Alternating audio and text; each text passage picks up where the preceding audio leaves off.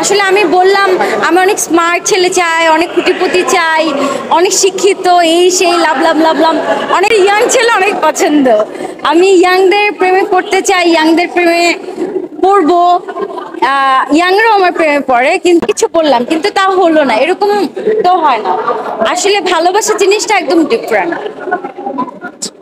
আরেকটা ব্যাপার সেটা হচ্ছে যে আমরা সমাজে অনেক সময় দেখি যে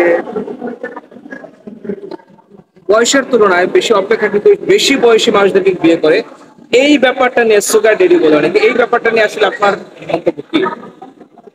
আমি সুগার ডেডি একদম লাইক করি না। আমি চাই আমার সমসাময়িক কেউ একজন আমাকে ভালোবাসুক, বিয়ে করুক, বা আমিও বিয়ে করব, যাতে সমাজে আমি তাকে নিয়ে চলতে পারি। আমার বয়স্ক মানুষ একদম পছন্দ। কখনোই সুগার ডেডি হবে না শিরিন শিলা? ইম্পসিবল, এটা কোনোদিন না, কোনোদিন না। আমার ইয়াং ছেলে অনেক পছন্দ।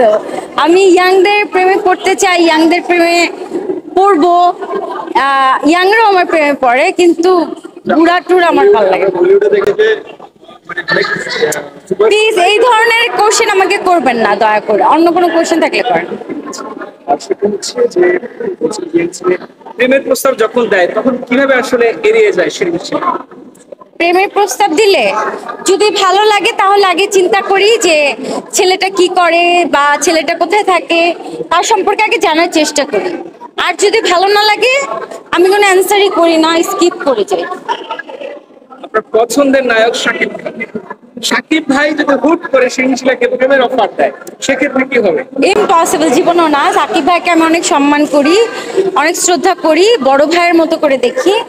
আর ভাইয়ের সাথে এটা তো সম্ভবই না। আর অলরেডি তার দুটো বউ আছে। তাই আপনি এই দুই বউ থাকার কারণে কি পেমেন্টটাকে সারা দেবেন না, নাকি অফার না, অ্যাকসেপ্ট করবেন? দুই বউ থাকার আগেও আমি সাকিব ভাইয়ের সাথে যখন প্রথম থেকে কাজ করেছি, ভাইয়াকে কিন্তু আমি ভাইয়ের চোখে দেখেছি, বড় ভাইয়ের চোখে দেখেছি। কারণ আমি অ্যাজ এ অনেক জুনিয়র একজন শিল্পী, সাকিব ভাই অনেক বড় মাপের একজন অভিনেতা, তো তার কাছ থেকে অনেক শিখার আছে। আমি অ্যাজ এ ছোট বোন হিসেবে তার কাছ থেকে মানে অনেক কিছু শিখার চেষ্টা করতাম। কিন্তু no কখনো না, তাকে আমার ভালো লাগতো অ্যাজ এ হিরো হিসেবে, কিন্তু প্রেম টেম আমি কখনো চিন্তা করিনি।